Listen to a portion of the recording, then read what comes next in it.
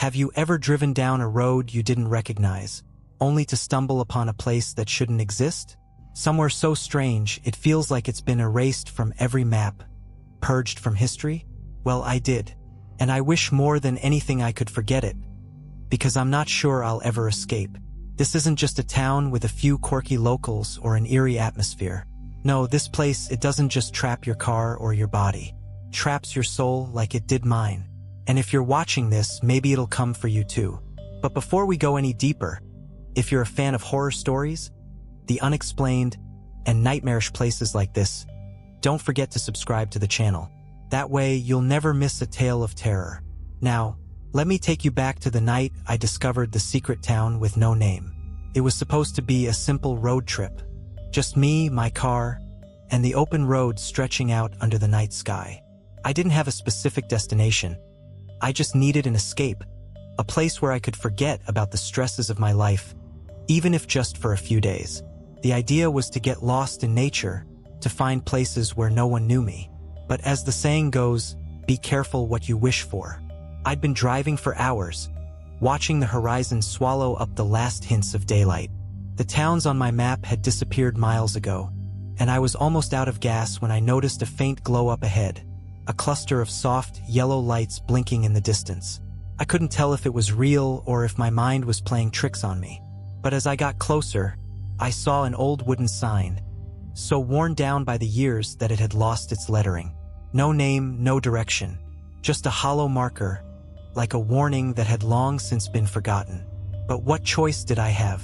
My gas light was on, and it was either risk this place or run dry on a deserted road. I turned down the narrow, winding road that led to the town. The trees grew thicker, their shadows stretching across the road like skeletal hands. Eventually, the road opened up, and I found myself in the town square. I could see small, cozy houses lining the streets, all softly lit as if the residents were waiting for me. There was an old gas station, a diner with a flickering neon sign, and a few shops scattered around. As soon as I parked, a few of the townspeople gathered around, greeting me with bright smiles. They were a strange mix of people, dressed in clothes that looked like they were from another era, older styles, fabrics that looked almost too clean. Their faces were warm and welcoming, but their eyes, there was something unsettling there. It was like they were studying me, trying to read every thought in my mind. "Welcome, traveler." A tall man with a thick beard stepped forward, holding out his hand. "We don't get many visitors around here. It's so nice to have a new face." I shook his hand, but his grip lingered a second too long. I felt the eyes of the crowd on me, piercing and intense. As the evening went on, I started to feel trapped, though I couldn't quite say why. Every time I mentioned needing gas or wanting to continue my journey, they just ignored it. Instead, they insisted I stay the night, saying the roads could be dangerous after dark. They made it sound like they were doing me a favor, like it was for my safety. And yet, something in their expressions told me they wanted me to stay for reasons I couldn't understand. They even offered me a room at the local inn, refusing to take payment. "Consider it a gift," the innkeeper said, a thin woman with an unnervingly blank expression. I should have left then, but the way they spoke, the way they all watched me as I walked away, it felt like I didn't have a choice. I was lying in bed, listening to the silence of the town. But at exactly midnight, the town seemed to come alive. I heard a loud, metallic clang from outside, like a bell, but distorted, as if the sound were dragging itself through some thick fog. Then footsteps, heavy, shuffling footsteps, hundreds of them, echoing down the street outside. Curiosity got the best of me, and I cracked the window just enough to see. What I saw still haunts me. The townspeople were outside, filling the streets, but they were different now. Their warm, welcoming faces had twisted into something monstrous. Their skin had a pallid, almost decaying quality, with eyes that glowed faintly in the dark, like dying embers. And they were singing a low, chilling chant that I couldn't quite make out. It was hypnotic, a dark lullaby that seemed to wrap around the town like a noose. I shut the window, my heart pounding. I couldn't believe what I'd just seen. The townspeople, No, the things that looked like the townspeople, they were all around, shambling in circles, almost as if they were performing some ancient ritual. I knew I had to leave. I couldn't stay in that room another minute. I grabbed my keys, crept down the stairs, and made my way to my car.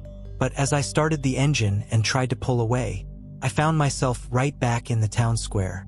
No matter which direction I drove, every street, every alley, every single route led me right back to where I'd started. It was like the town was a maze with no exits, twisting and reshaping itself to keep me trapped. The clock in the square struck midnight again, and that was when I realized I was back at the beginning of the night. The townspeople were welcoming me all over again, with the same strange smiles, the same lines, the same gestures. It was like they didn't even remember I'd been there before. Each night I tried a different way to escape, and each night I failed. It didn't matter if I ran, if I hid, if I tried to force my way through the trees around the town. I always found myself back at the beginning, with the townspeople waiting for me, their smiles just a little wider, their eyes a little darker. And every night, when the clock struck midnight, they would transform, becoming those decayed, twisted figures, singing their haunting song. It was almost as if they were celebrating my entrapment, like they were feeding off my fear, growing stronger with each failed attempt. By what must have been my fifth or sixth night, I realized I wasn't alone. Other travelers had come to this town over the years, but unlike me, they hadn't been able to resist the townspeople's charms. They had become part of the town, their spirits woven into the endless loop, eternally repeating the same night of horror. I started noticing faces in the crowd that looked wrong, like they were imitations, frozen versions of people who had once tried to escape. Their eyes were hollow, their smiles vacant, as if they were stuck between life and death. One of them, a young woman with a faded dress and empty eyes, whispered to me one night, just before the clock struck 12. "You're like us now." One of them, "The town doesn't let go." On what must have been the 100th loop, I finally gave up. The fear had dulled, replaced by a hollow resignation. I wandered through the streets, passing the townspeople as they went through the same rituals, the same greetings over and over. It was then that I noticed my reflection in a shop window. My face was changing. My skin had taken on the same pallor as theirs, my eyes dull and lifeless. I was becoming one of them. The town was taking me, one piece at a time, until I was nothing but another face in the crowd. So that's it. That's the story of how I became trapped in a town that doesn't exist, forced to relive the same nightmare every night. If you're ever on a dark, lonely road and you see a cluster of lights in the distance, just keep driving, because if you stop, you might never leave. If you enjoyed this story, make sure to hit subscribe, and if you've ever heard of a town like this or know a way to break the loop, leave a comment below. I'll be watching if I'm still here tomorrow night.